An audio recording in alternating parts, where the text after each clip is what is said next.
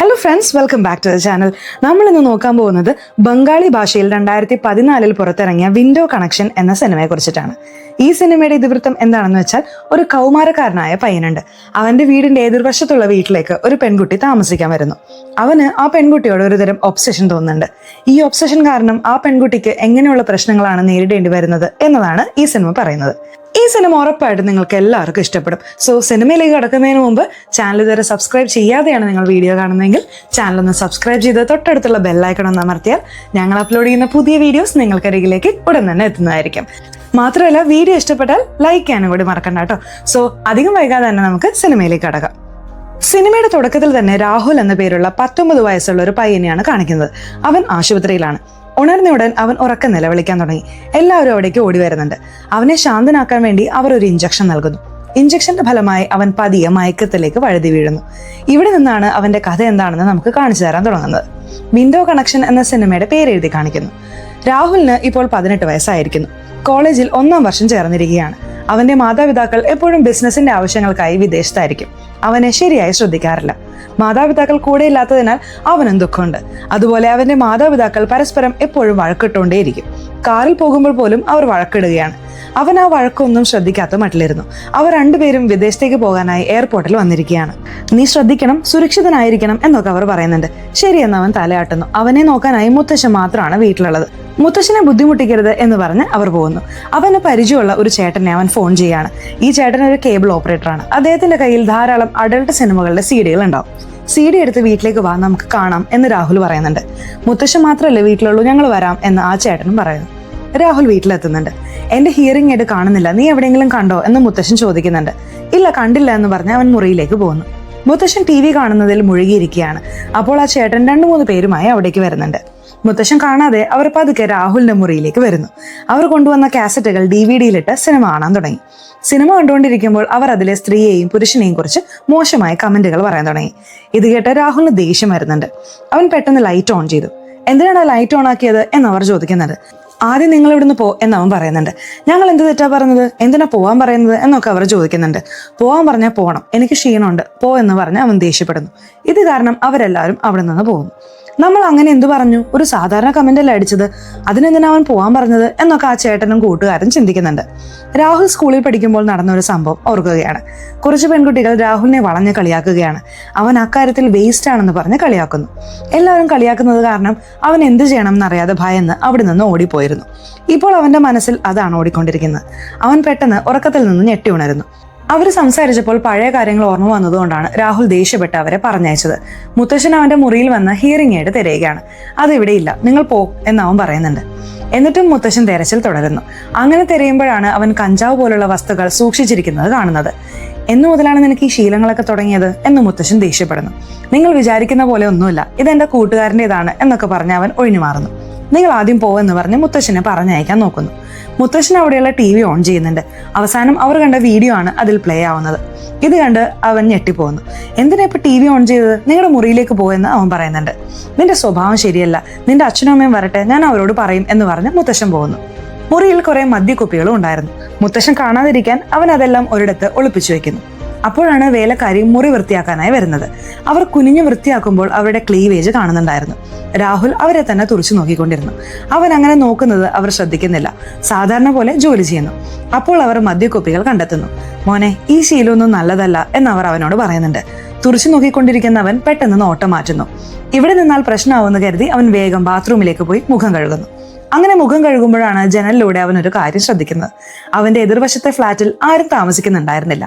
ഇപ്പോൾ പുതുതായി ഒരു പെൺകുട്ടി വന്നിരിക്കുന്നു. ആ പെൺകുട്ടി കുളിക്കാനായി വസ്ത്രങ്ങൾ അഴിക്കുകയാണ്.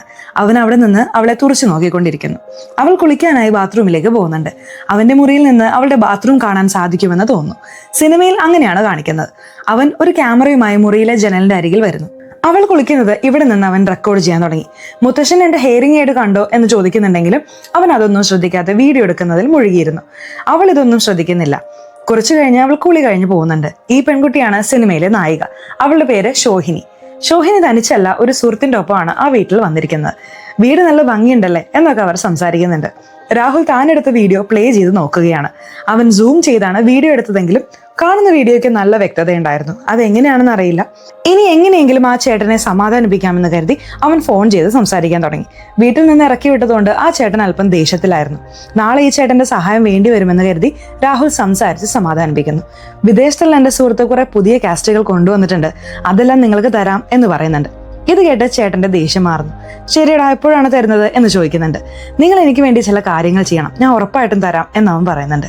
ശേഷം താൻ എടുത്ത ആ വീഡിയോ വീണ്ടും കാണുന്നു. ആ വീഡിയോ കാണുമ്പോൾ നായിക അടുത്തിരിക്കുന്നതായി അവൻ സങ്കല്പിക്കുന്നു. നായികയുമായി റൊമാൻസ് ചെയ്യുന്നത് പോലെ അവൻ ചിന്തിക്കുന്നു. ഇതെല്ലാം അവന് സ്വപ്നമായിട്ടാണ് വരുന്നത്. അവൻ ഉറക്കത്തിൽ നിന്ന് ഉണരുന്നതായി നമുക്ക് കാണിച്ചു തരുന്നു. പിറ്റേന്ന് രാവിലെ അവളെ പുറത്ത് കാണാൻ സാധിക്കുമോ എന്ന് കരുതി അവൻ കാത്തിരുന്നു. അപ്പോൾ പത്രക്കാരൻ പയ്യൻ വന്ന് ആ വീടിന്റെ ബാൽക്കണിയിലേക്ക് പത്രം എറിഞ്ഞിട്ട് പോകുന്നു. ഇതെല്ലാം അവൻ ശ്രദ്ധിക്കുന്നുണ്ടായിരുന്നു. അപ്പോഴാണ് രാഹുലിന്റെ ഫോൺ റിങ് ചെയ്യുന്നത്. അവൻ വീടിനകത്തേക്ക് വന്ന് ഫോൺ എടുക്കുന്നു. അപ്പുറത്ത് അമ്മയായിരുന്നു. മോനെ ഭക്ഷണം കഴിച്ചോ എന്നൊക്കെ ചോദിക്കുന്നുണ്ട്. അമ്മ അവനുമായി സമയം ചെലവഴിക്കാറില്ല, പക്ഷെ സംസാരിക്കുമ്പോൾ വലിയ സ്നേഹം കാണിക്കും. അതുകൊണ്ട് അമ്മയോട് സംസാരിക്കാൻ അവന് തീരെ ഇഷ്ടമല്ലായിരുന്നു. ഞാൻ ഫോൺ മുത്തശ്ശന് കൊടുക്കാം എന്ന് പറഞ്ഞ് അവൻ ഫോൺ മുത്തശ്ശന് നൽകുന്നു. മുത്തശ്ശൻ സംസാരിച്ച് തീരുന്നവരെ പുറത്തു നിൽക്കാമെന്ന് കരുതി അവൻ പുറത്തു നിൽക്കുന്നുണ്ട്. അങ്ങനെ നിൽക്കുമ്പോൾ അവളുടെ വീട്ടിൽ പോയി സംസാരിച്ചാലോ എന്നവൻ ചിന്തിക്കുന്നു. ഒടുവിൽ അവൻ ധൈര്യം സംഭരിച്ച് അവളുടെ വീടിന്റെ വാതിൽക്കൽ എത്തുന്നു. വാതിൽ തുറന്നത് അവളുടെ സുഹൃത്തായിരുന്നു. എന്താ വേണ്ടത് എന്നവർ ചോദിക്കുന്നുണ്ട്. അവൾ വരുമെന്ന് പ്രതീക്ഷിച്ച രാഹുലിന് സുഹൃത്തിനെ കണ്ടപ്പോൾ എന്തു പറയണമെന്നറിയാതെ ആശയക്കുഴപ്പത്തിലാവുന്നു. ആരാ, നിങ്ങൾ എന്താ വേണ്ടത് എന്ന് സുഹൃത്ത് വീണ്ടും വീണ്ടും ചോദിക്കുന്നു. അവൻ എന്തു പറയണമെന്നറിയാതെ അവിടെ നിന്ന് വേഗം ഓടിപ്പോകുന്നു. ആ സുഹൃത്തിന് ഒന്നും മനസ്സിലായില്ല. ആരെന്നറിയാത്തൊരു പയ്യൻ വന്നു, ഒന്നും മിണ്ടാതെ തിരിച്ചുപോയി എന്നവൾ നായികയോട് പറയുന്നു. നായിക പത്രത്തിൽ ഉത്തരവാദിത്തമില്ലാതെ മാതാപിതാക്കളെ കുറിച്ച് ഒരു വാർത്ത വായിക്കുകയായിരുന്നു. അപ്പോഴവൾക്ക് സ്വന്തം മാതാപിതാക്കളെ ഓർമ്മ വന്നു. അവളുടെ മാതാപിതാക്കളും അവളോടൊപ്പം സമയം ചെലവഴിക്കാറില്ലായിരുന്നു, അവളെ അകറ്റി നിർത്തുകയായിരുന്നു. അതിനെക്കുറിച്ച് അവൾ വിഷമത്തോടെ സുഹൃത്തിനോട് സംസാരിക്കുന്നുണ്ട്. സുഹൃത്ത് അവളെ സമാധാനിപ്പിക്കുന്നു. അതേസമയം രാഹുൽ ആ ചേട്ടനെ കണ്ട് സംസാരിക്കുന്നുണ്ട്.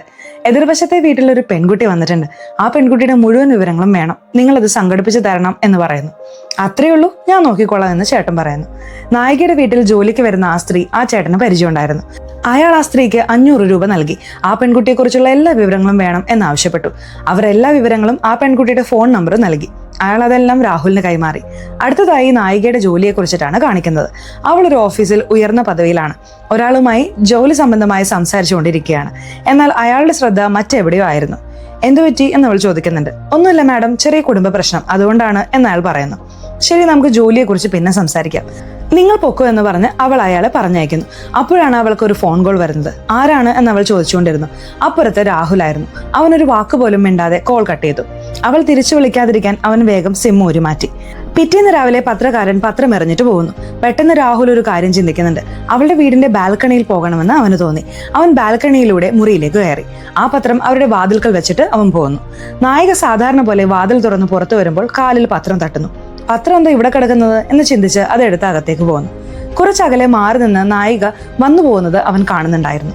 നായികയും സുഹൃത്തും ഒരു കഫേയിലിരുന്ന് സംസാരിക്കുകയാണ്. നീ എന്താ അപ്സെറ്റ് ആയിരിക്കുന്നത് എന്ന് സുഹൃത്ത് ചോദിക്കുന്നു.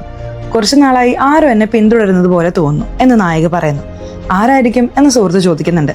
അതാണ് എനിക്കറിയാത്തത്, പക്ഷെ ആരോ പിന്തുടരുന്നുണ്ടെന്ന് ഉറപ്പാണ് എന്നവൾ പറയുന്നു. ഇതെല്ലാം രാഹുലിന്റെ പണിയായിരിക്കും. നായിക വീട്ടിൽ വന്നിട്ടില്ലെന്ന് മനസ്സിലാക്കിയ അവൻ ബാൽക്കണി വഴി അവളുടെ വീട്ടിലേക്ക് നുഴഞ്ഞു കയറുന്നു.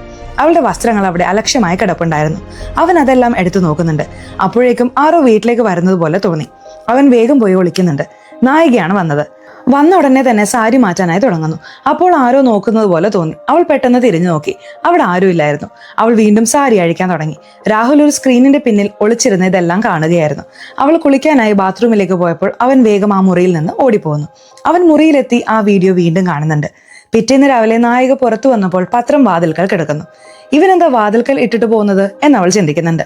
എന്തിനാ വാതിൽക്കൽ ഇടുന്നത്, കോളിംഗ് ബെൽ അടിച്ചാൽ പോരെ എന്നവൾ ചോദിക്കുന്നുണ്ട്. ഞാൻ ബാൽക്കണിയിലാണല്ലോ ഇടുന്നത് എന്നവൻ പറയുന്നുണ്ട്. അപ്പോൾ വാതിൽക്കൽ വെക്കുന്നത് ആരാണ് എന്നവൾ ചിന്തിക്കുന്നുണ്ട്.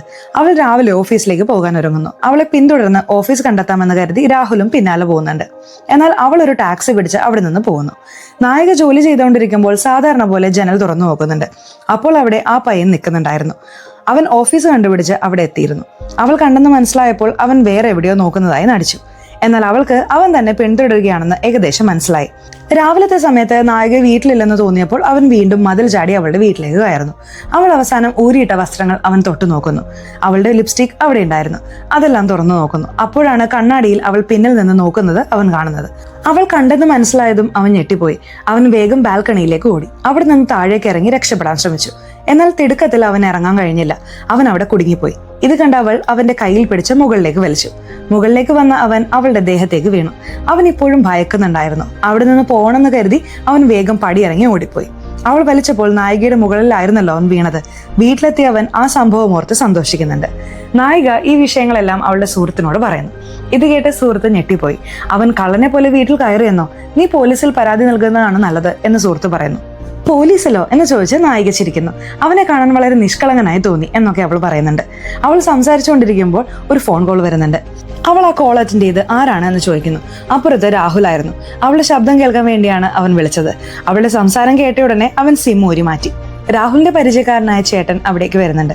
കുറെ കാസറ്റുകൾ ഉണ്ടെന്ന് പറഞ്ഞല്ലോ, താ എന്ന് ചോദിക്കുന്നു. പിന്നെ വാങ്ങാ, ഇപ്പൊ പോ എന്ന് രാഹുൽ പറയുന്നുണ്ട്. എന്നാൽ അയാൾ സമ്മതിക്കാതെ അതൊന്നും പറ്റില്ല, എനിക്കിപ്പോ തന്നെ വേണം എന്ന് പറഞ്ഞ് കാസറ്റുകൾ എടുക്കാൻ ശ്രമിക്കുന്നു. നായികയുടെ കാസറ്റ് അയാൾ കാണുമെന്ന് കരുതി രാഹുൽ തടയാൻ ശ്രമിക്കുന്നുണ്ട്. അയാൾ വീണ്ടും വീണ്ടും എടുക്കാൻ ശ്രമിച്ചപ്പോൾ ദേഷ്യം വന്ന രാഹുൽ അയാളെ പിടിച്ചു തള്ളി. ആ ചേട്ടന് വല്ലാതെ ദേഷ്യം വന്നു. എന്നെ തന്നെ പിടിച്ചു തള്ളിയല്ലേ, നിന്നെ ഞാൻ ശരിയാക്കി തരാമെന്ന് ദേഷ്യത്തിൽ പറഞ്ഞ് അയാൾ പോകുന്നു. പിറ്റേന്ന് രാഹുൽ അവൾ നടന്നു പോകുമ്പോൾ പിന്നാലെ പോകുന്നുണ്ട്. ആരോ പിന്നാലെ വരുന്നുണ്ടെന്ന് നായികയ്ക്ക് മനസ്സിലായി. അവൾ ഉറപ്പിക്കാനായി മനഃപൂർവ്വം പേന താഴെയിട്ടു. അവിടെ ഉണ്ടായിരുന്ന ഒരു കാറിന്റെ ഗ്ലാസ്സിലൂടെ അവൻ വരുന്നത് അവൾ കണ്ടുപിടിച്ചു. അവൾ വേഗം അവിടെ നിന്ന് ഓടി മറഞ്ഞു. പെട്ടെന്ന് എവിടെ പോയി എന്ന് ചിന്തിച്ച് അവൻ അവളെ തിരയാൻ തുടങ്ങി. അവൻ തിരഞ്ഞുകൊണ്ടിരിക്കുമ്പോൾ പിന്നിൽ നിന്ന് ആരോ തോളിൽ കൈവയ്ക്കുന്നുണ്ട്. തിരിഞ്ഞു നോക്കിയപ്പോൾ നായികയായിരുന്നു. അവൻ ഓടാൻ ശ്രമിച്ചപ്പോൾ അവൾ അവന്റെ കയ്യിൽ പിടിച്ചു. അടുത്തുള്ള ഒരു കഫേയിലേക്ക് കൊണ്ടുപോയി അവനോട് സംസാരിക്കാൻ തുടങ്ങി. എന്തിനാണ് എന്റെ പിന്നാലെ നടക്കുന്നത് എന്ന് അവൾ ചോദിക്കുന്നുണ്ട്. എനിക്ക് നിങ്ങളെ ഇഷ്ടമാണ്, അതുകൊണ്ടാണ് എന്ന് അവൻ പറയുന്നു. നിങ്ങളുമായി ബന്ധപ്പെട്ട ഫോട്ടോകൾ എന്റെ സുഹൃത്തിനെ പോലും കാണിക്കാൻ ഞാൻ അനുവദിച്ചിട്ടില്ല എന്നും അവൻ പറയുന്നു. എന്ത്, ഞാനറിയാതെ എന്റെ ഫോട്ടോകളൊക്കെ എടുത്തിട്ടുണ്ടോ എന്ന് അവൾ ഞെട്ടലോടെ ചോദിക്കുന്നു. അതൊക്കെ സാധാരണ ഫോട്ടോകളാണ് എന്ന് പറഞ്ഞ് അവൻ ഒഴിഞ്ഞു മാറുന്നു. എന്ത് ചെയ്യുമെന്ന് എനിക്കറിയില്ല, നാളെ ഇതേ സ്ഥലത്ത് ആ ഫോട്ടോകളെല്ലാം കൊണ്ടുവന്ന് എനിക്ക് തരണം എന്നവൾ പറയുന്നു.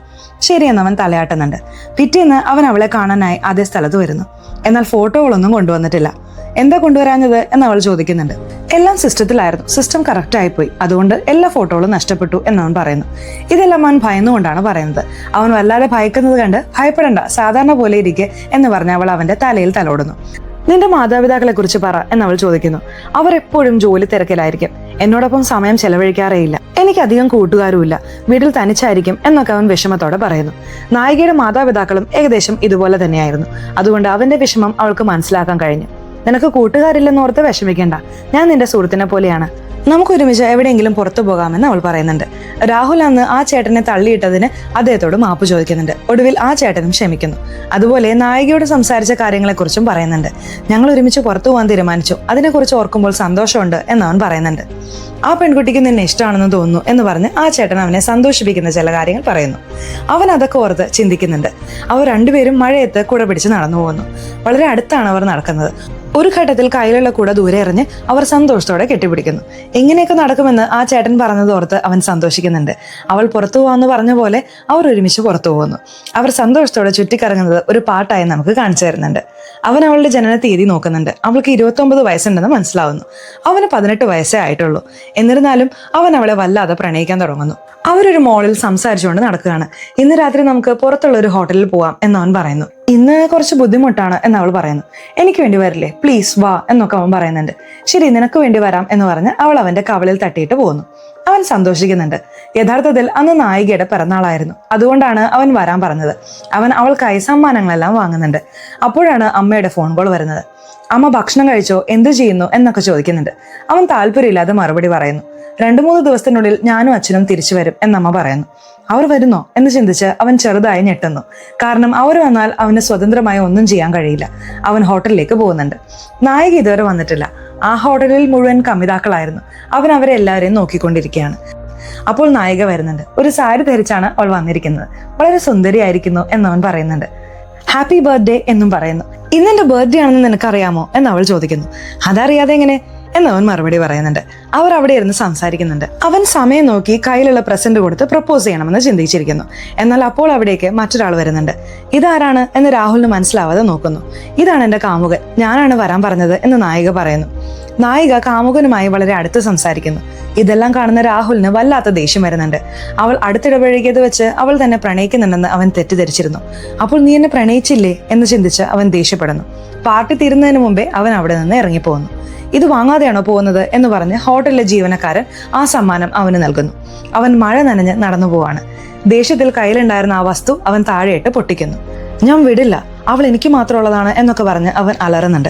മഴ നനഞ്ഞ് വീട്ടിലെത്തിയ അവൻ വീട്ടിലെ സാധനങ്ങളെല്ലാം തട്ടിമറിച്ച് പൊട്ടിക്കുന്നു. അവൻ ആ വീഡിയോ പ്ലേ ചെയ്ത് മാർക്കർ വെച്ച് നായികയുടെ രൂപത്തിൽ വരയ്ക്കുന്നു. അവൾ എനിക്ക് മാത്രമുള്ളതാണ് എന്ന് അവൻ ആവർത്തിച്ചു പറയുന്നു. നായിക കാമുകനോടൊപ്പം വീട് വരെ വരുന്നു.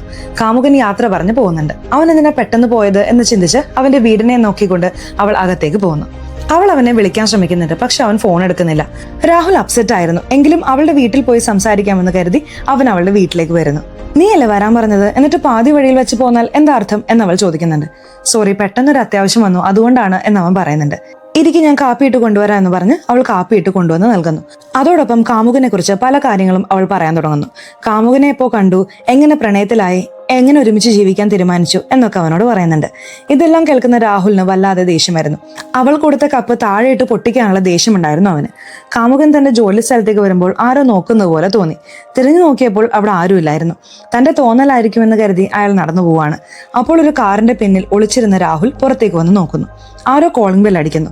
പുറത്തു വന്ന് നോക്കിയപ്പോൾ ഒരു പേപ്പർ മാത്രം. നായിക അതെടുത്ത് വായിക്കുന്നു. അവളുടെ കാമുകന് മറ്റൊരു പെണ്ണുമായി ബന്ധമുണ്ടായിരുന്നു എന്നാണ് ആ കത്തിൽ എഴുതിയിരുന്നത്. അവൾ അത് കാമുകനെ കാണിക്കുന്നുണ്ട്. സത്യമായിട്ട് നീ വിചാരിക്കുന്ന പോലെ ഒരു ബന്ധവും എനിക്കില്ല എന്നയാൾ പറയുന്നു. ഞാനിത് കണ്ട ഉടനെ വിശ്വസിക്കുന്നു കരുതിയോ? എനിക്കിതിൽ വിശ്വാസമില്ല എന്നവൾ പറയുന്നു. ആരാണ് ഈ കത്ത് വെച്ചിട്ട് പോയതെന്ന് കാമുകൻ ചിന്തിക്കുന്നുണ്ട്. അപ്പോഴാണ് രാഹുൽ വരുന്നത്. അവർ രണ്ടുപേരും രാഹുലിനോട് ഈ കാര്യം പറയുന്നു. ഇതിനു മുൻപ് നിനക്ക് ആരുടെയെങ്കിലും കയ്യിൽ നിന്ന് ലവ് ടോർച്ചർ ഉണ്ടായിട്ടുണ്ടോ എന്ന് കാമുകൻ ചോദിക്കുന്നുണ്ട്.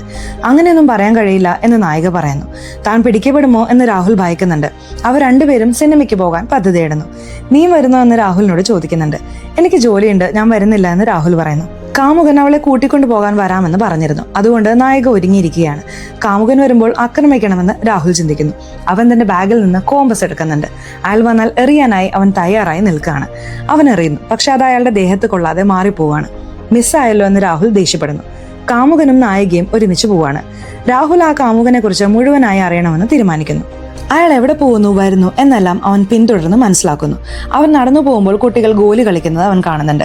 ആ ഗോലികൾ കണ്ടപ്പോൾ രാഹുലിന് ഒരു ആശയം തോന്നി. കാമുകൻ ജോലി സ്ഥലത്തേക്ക് നടന്നു പോകുമ്പോൾ വഴിയിൽ നിറയെ ഗോലികൾ കിടപ്പുണ്ടായിരുന്നു. അതിൽ ചവിട്ടി അയാൾ താഴെ വീണു. അയാളുടെ കാലിന് ചെറിയൊരു പരിക്ക് പറ്റുന്നുണ്ട്. അയാൾ വീട്ടിലിരുന്ന് നായികയെ വിളിച്ച് സംസാരിക്കുന്നുണ്ട്. ഇങ്ങനെ വീണ് പരിക്ക് പറ്റി, ആരോ മനഃപൂർവ്വം ചെയ്തതുപോലെ തോന്നുന്നു, എന്താണെന്ന് അറിയില്ല എന്ന് അയാൾ പറയുന്നുണ്ട്. ശ്രദ്ധിക്കണം, വിശ്രമിക്കുക എന്നവളും പറയുന്നുണ്ട്. കാമുകന് പരിക്ക് പറ്റിയതിനെ കുറിച്ച് അവൾ സുഹൃത്തിനോട് പറയുന്നുണ്ട്. ആരുടെ പണിയായിരിക്കും ഇത്? ഒരുപക്ഷെ ആ പയ്യന്റെ പണിയായിരിക്കോ എന്ന് സുഹൃത്ത് രാഹുലിനെ കുറിച്ച് സംശയം പറയുന്നുണ്ട്. എന്നാൽ നായികയ്ക്ക് രാഹുലിന് സംശയമില്ല. അയ്യേ, അവനൊന്നും അങ്ങനെ ചെയ്യില്ല എന്നവൾ അവനെ പിന്തുണയ്ക്കുന്നു. അപ്പോൾ കാമുകന്റെ കോൾ വരുന്നുണ്ട്. ഇന്ന് ലീവ് എടുത്ത് എന്റെ കൂടെ ഇരിക്കാമോ എന്ന് അയാൾ ചോദിക്കുന്നുണ്ട്. ഇന്ന് പ്രധാനപ്പെട്ട ജോലിയുണ്ട് എന്നവൾ പറയുന്നുണ്ട്. ശരി, അപ്പൊ ജോലി നോക്ക് എന്നയാൾ പറയുന്നു. ഈ സമയത്താണ് രാഹുൽ അവളുടെ വീട്ടിലേക്ക് വരുന്നത്. അവൾ രാഹുലിനോട് ഇരിക്കാൻ ആംഗ്യം കാണിക്കുന്നു.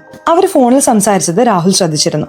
നായിക മുറിയിൽ എന്തോ എടുക്കാനായി പോകുന്നുണ്ട്. ഈ അവസരത്തിൽ രാഹുൽ പതുക്കെ നായികയുടെ ഫോൺ എടുക്കുന്നു. നായികയുടെ ഫോണിൽ നിന്ന് കാമുകന് ഒരു മെസ്സേജ് അയക്കുന്നു.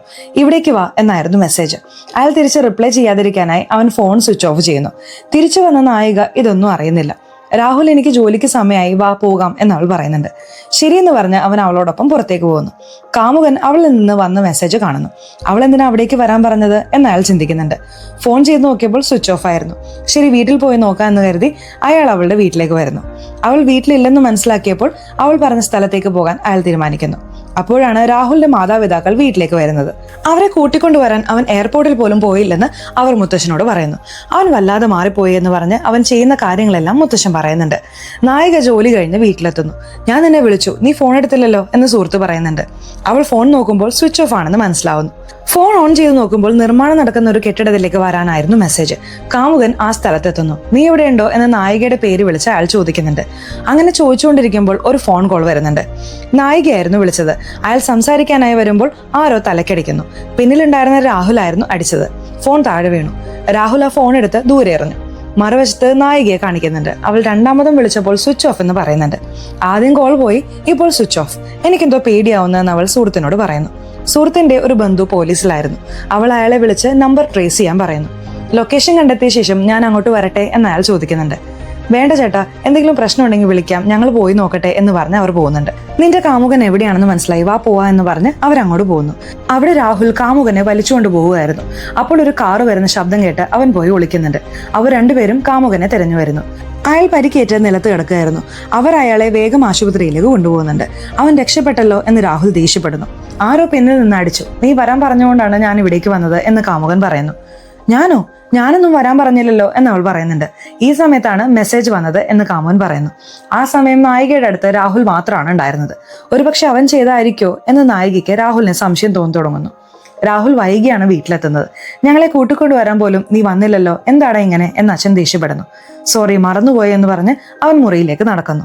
ഇത്രയും വലിയ കാര്യം നീ മറക്കുവോ എന്ന് അച്ഛൻ ചോദിക്കുന്നുണ്ട്. നിങ്ങൾ രണ്ടുപേരും എന്നെ നോക്കേണ്ട കാര്യം മറന്നില്ലേ, അപ്പൊ ഞാൻ മറന്നാലെന്താ, എന്നെ വിട് എന്ന് ദേഷ്യത്തിൽ പറഞ്ഞ് അവൻ മുറിയിലേക്ക് പോകുന്നു. നായിക കാമുകനെ ശ്രദ്ധയോടെ പരിചരിക്കുന്നുണ്ട്. കാമുകൻ രക്ഷപ്പെട്ടല്ലോ എന്ന് രാഹുൽ വിഷമിക്കുന്നു. നമ്മളാണ് മകനെ ശരിക്കും നോക്കാത്തത് എന്ന് അമ്മ ചിന്തിക്കുന്നു. അവർ മകനെ സമാധാനിപ്പിക്കാൻ ശ്രമിക്കുന്നു. എന്നാൽ മകൻ രണ്ടുപേരോടും ദേഷ്യത്തിലാണ്. അവൻ ജനലിലൂടെ എതിർവശത്തെ വീട് ശ്രദ്ധിക്കുന്നു. നായികയും കാമുകനും ഒരു കാൻഡിൽ ലൈറ്റ് ഡിന്നർ പ്ലാൻ ചെയ്തിരിക്കുന്നു. എനിക്ക് ജോലിയിൽ ഒരു പ്രൊമോഷൻ കിട്ടിയിട്ടുണ്ട്, ഉടനെ തന്നെ വിദേശത്തേക്ക് പോകാൻ ഒരു അവസരവും ഉണ്ട്, നമുക്ക് ഒരുമിച്ച് പോവാം, എന്തു പറയുന്നു എന്ന് കാമുകൻ ചോദിക്കുന്നുണ്ട്. അവളും സമ്മതിക്കുന്നു. അവർ ഭക്ഷണം കഴിഞ്ഞ് ബെഡ്റൂമിലേക്ക് വരുന്നു. അവർ അവിടെ റൊമാൻസ് ചെയ്യാൻ തുടങ്ങുന്നു. ഈ സമയം രാഹുൽ അവരുടെ വീട്ടിലേക്ക് ചാടിക്കയറി വരുന്നുണ്ട്. അവൻ വരുമ്പോൾ അവർ റൊമാൻസ് ചെയ്യുകയായിരുന്നു. ഇത് കണ്ട് അവന് വല്ലാതെ ദേഷ്യം വരുന്നു. അവർ ശാരീരിക ബന്ധത്തിൽ ഏർപ്പെടാൻ തുടങ്ങുന്നു. ഇത് കാണുന്ന രാഹുലിന് ദേഷ്യം സഹിക്കാൻ കഴിയുന്നില്ല. രാഹുൽ ധരിച്ചിരുന്ന മാല അവൾ വാങ്ങിക്കൊടുത്തതായിരുന്നു. ആ മാല അവൻ ദേഷ്യത്തിൽ വലിച്ചു പൊട്ടിക്കുന്നു. അതിന്റെ ശബ്ദം അവർ കേൾക്കുന്നുണ്ട്. എന്താ സംഭവിച്ചത് എന്ന് ചോദിച്ച് അവർ പുറത്തേക്ക് വരുന്നു. അതിനുള്ളിൽ രാഹുൽ സ്വയം വീട്ടിലേക്ക് തിരിച്ചെത്തിയിരുന്നു. പുറത്തു വന്ന നായിക താഴെ രാഹുലിന്റെ മാല കിടക്കുന്നത് കാണുന്നുണ്ട്. തീർച്ചയായും രാഹുലാണ് വീടിനുള്ളിൽ വന്നതെന്ന് അവൾക്ക് മനസ്സിലായി. പോയ രാഹുൽ കാമുകന്റെ ടീഷർട്ട് എടുത്തു കൊണ്ടുവന്നിരുന്നു. ആ ടീഷർട്ട് നോക്കി അവൻ ദേഷ്യപ്പെടുന്നു. ഒരു കത്തി വെച്ച് ആ ടീഷർട്ട് അവൻ മുറിക്കാൻ തുടങ്ങി. കാമുകൻ അവളുടെ പിന്നിൽ വന്ന് എന്തു പറ്റി എന്ന് ചോദിക്കുന്നു. രാഹുലാണ് വീടിനുള്ളിൽ വന്നത്, രാഹുലാണ് ഇതെല്ലാം ചെയ്തതെന്ന് എനിക്ക് തോന്നുന്നു. ആ പയ്യൻ എന്താണ് ഇങ്ങനെ പെരുമാറുന്നതെന്ന് എനിക്കറിയില്ല എന്ന് അവൾ പറയുന്നു. അതിൽ നിന്റെയും തെറ്റുണ്ട് എന്ന് കാമുകൻ പറയുന്നു. നീ സുഹൃത്തിനെ പോലെ പെരുമാറിയത് അവൻ തെറ്റിദ്ധരിച്ചു. ഈ പ്രായത്തിൽ അങ്ങനെയുള്ള ആകർഷണങ്ങൾ സ്വാഭാവികമാണ്. നാളെ രാവിലെ അവനോട് ശാന്തമായി സംസാരിച്ച് കാര്യങ്ങൾ വിശദീകരിക്കുക എന്ന് കാമുകൻ പറയുന്നു. അതേസമയം രാഹുൽ ആ കത്തിയിലേക്ക് നോക്കിക്കൊണ്ടിരിക്കുകയാണ്. പെട്ടെന്ന് അവൻ സ്വന്തം കൈ മുറിക്കുന്നു. ശബ്ദം കേട്ട് മാതാപിതാക്കൾ വാതിലിൽ തട്ടുന്നുണ്ട്. അകത്ത് കയറി നോക്കുമ്പോൾ അവൻ കൈ മുറിച്ച് നിലത്ത് വീണ് കിടക്കുന്നതാണ് കാണുന്നത്. നായിക വിഷമിച്ചിരിക്കുകയാണ്.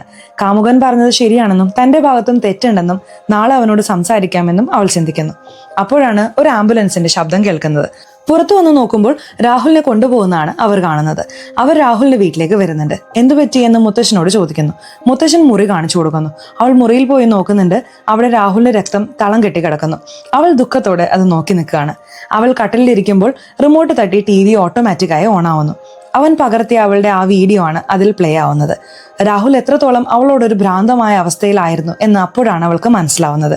രാഹുലിന് ബോധം തെളിയുന്നുണ്ട്. എന്നാൽ മാനസികമായി അവൻ വല്ലാതെ തകർന്നിരിക്കുകയാണ്. ചികിത്സ നൽകണമെന്ന് ഡോക്ടർ പറയുന്നു. അവന്റെ തല മുണ്ടനം ചെയ്യുന്നുണ്ട്. ഷോക്ക് ട്രീറ്റ്മെന്റും നൽകുന്നു. മകൻ കഷ്ടപ്പെടുന്നത് കണ്ട് മാതാപിതാക്കൾ വല്ലാതെ വിഷമിക്കുന്നു. 1 മാസം കഴിഞ്ഞ് നടക്കുന്ന കാര്യങ്ങളാണ് കാണിക്കുന്നത്. അവൻ സാധാരണ നിലയിലേക്ക് വരുന്നുണ്ട്. വീട്ടിലേക്ക് കൊണ്ടുപോകാമെന്ന് ഡോക്ടർ പറയുന്നു. അവർ അവനെ വീട്ടിലേക്ക് കൊണ്ടുപോകാൻ തയ്യാറാവാണ്. പോകുന്ന വഴിക്ക് അവൻ ഒരിടത്തു നിന്ന് നോക്കുന്നു. അവിടെ നായികയുടെ ഫോട്ടോ ആയിരുന്നു. അവൻ ഇപ്പോഴും നായികയെ മറന്നിട്ടില്ലെന്ന് നമുക്ക് മനസ്സിലാക്കാം. അവൻ വീട്ടിലെത്തിയതറിഞ്ഞ് നായിക അവനെ കാണാനും സംസാരിക്കാനും വരുന്നു. അവനൊന്നും മിണ്ടാതെ ദുഃഖിച്ചിരിക്കുകയാണ്. നീ എന്താണ് ഇങ്ങനെയൊക്കെ ചെയ്തത്? ഞാൻ നിന്നെ ഒരു സുഹൃത്തായിട്ടാണ് കണ്ടത്, നമുക്ക് ഇനിയും സംസാരിക്കാം, പക്ഷെ അവസാനം വരെ നമ്മൾ സുഹൃത്തുക്കളായിരിക്കണം എന്ന് പറഞ്ഞ് അവൾ അവിടെ നിന്ന് പോകുന്നു. അവൾ പോയ ശേഷം അവൻ ഒരു വില്ലനെ പോലെ അവളെ നോക്കുന്നു. വീട്ടിലെത്തിയ നായിക കുളിക്കാനായി പോകുന്നുണ്ട്. ആരോ നോക്കുന്നത് പോലെ അവൾക്ക് തോന്നി. അവൾ പെട്ടെന്ന് തിരിഞ്ഞു നോക്കുകയാണ്. അവിടെ അവൻ തന്നെയായിരുന്നു എന്ന് തോന്നുന്നു. അത് നമ്മളെ കാണിക്കുന്നില്ല.